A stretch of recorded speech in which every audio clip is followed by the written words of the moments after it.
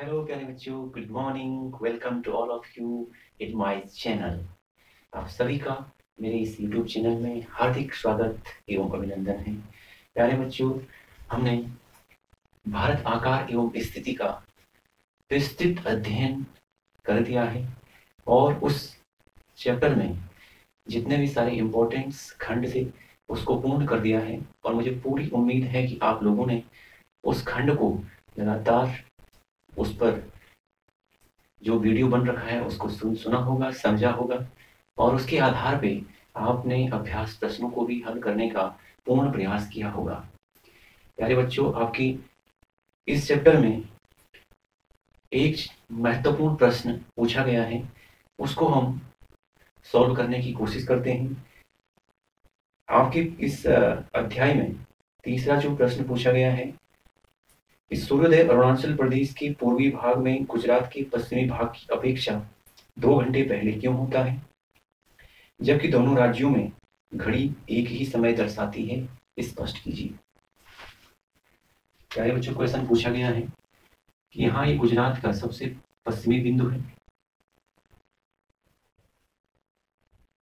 गुजरात का सबसे पश्चिमी बिंदु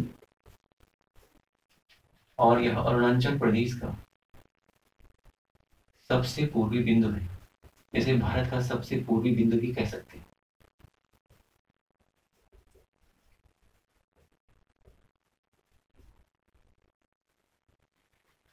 प्रश्न पूछा गया है, यहां पर सूर्योदय, सूर्य का उदय और यहां पर सूर्य का उदय, सूर्योदय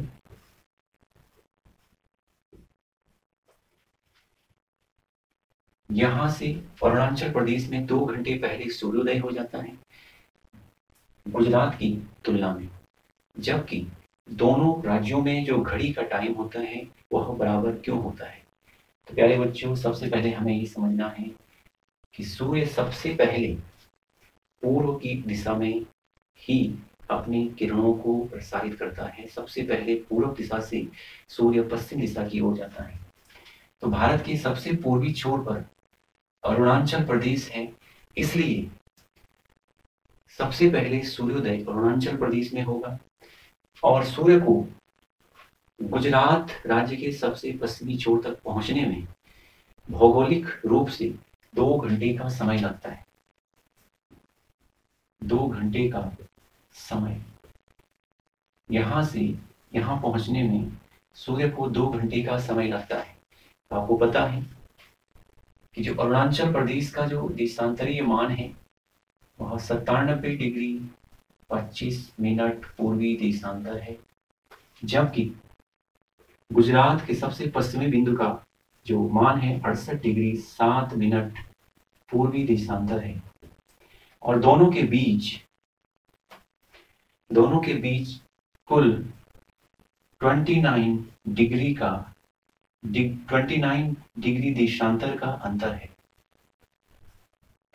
और ये प्रश्न हम पहले भी सॉल्व कर चुके हैं कि एक देशांतर 360 डिग्री देशांतर का जो टोटल मान होता है 24 घंटे होता है, क्योंकि सूर्य 24 घंटे में 360 देशांतर पूर्ण कर चुका होता है, क्रॉस कर चुका होता है। यदि हम इस 24 घंटे को मिनट में बदलें तो 24 इंटू 60 मिनट हो जाएगा, क्योंकि एक घंटे में 60 मिनट होते हैं। तो एक देशांतर को यदि हमने मान निकालना है, एक देशांतर बराबर 24 इंटू 60 बटे 360, 0 और 0 कैंसिल होकर के फिर 6 या 36 एंड 6 को अगर 424 से डिवाइड करेंगे तो 4 आंसर आ जाएगा, 4 मिनट। तो एक देशांतर का मान 4 मिनट होता है। और यहाँ अरुणाचल प्रदेश और गुजरात के दोनों भागों में 29 देशांतर का अंतर है। 29 देशांतर का जो कुल मान होगा, समय होगा, वह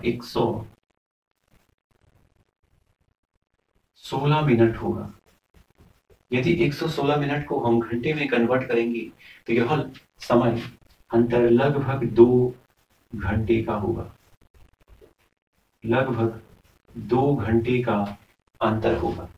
तो इस प्रकार यदि हम यहाँ देखें कि 2 घंटे का अंतर दोनों क्षेत्रों में क्यों है, क्योंकि दोनों क्षेत्रों के बीच 29 डिग्री देशांतर का रेखा का अंतर होने के कारण दोनों स्थानों के बीच लगभग 2 घंटे का अंतर है।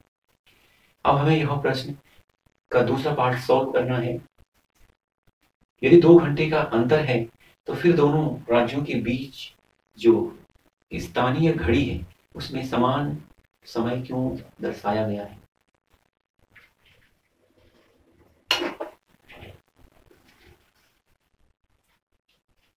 तो इसका कारण यह है क्योंकि हमने भारत के लगभग बीचों बीच 82.5 डिग्री देशांतर पूर्वी देशांतर रेखा खींची है, जिसे भारत का मानक समय रेखा माना गया है। और इस रेखा के आधार पर हमने पूरे भारत का स्थानीय समय निर्धारित किया है। जो इस रेखा पर समय निर्धारित किया गया है वही स्थानीय समय पूरे भारतवर्ष पर लागू होता है। इसलिए दोनों राज्यों के निवासियों के पास जो घड़ी है उसमें समान टाइम या समय निर्धारित किया गया है। तो प्यारे बच्चों, इस प्रकार हम यह प्रश्न आसानी से हल कर सकते हैं। अन्य कोई भी प्रश्न इस अभ्यास खंड से यदि आपको समझ में नहीं आ रहा है तो आप तुरंत उसको कमेंट बॉक्स में लिख करके मुझे फॉरवर्ड करें, ताकि मैं उन प्रश्नों पर भी आपको जानकारी दे सकूं। तब तक के लिए थैंक यू।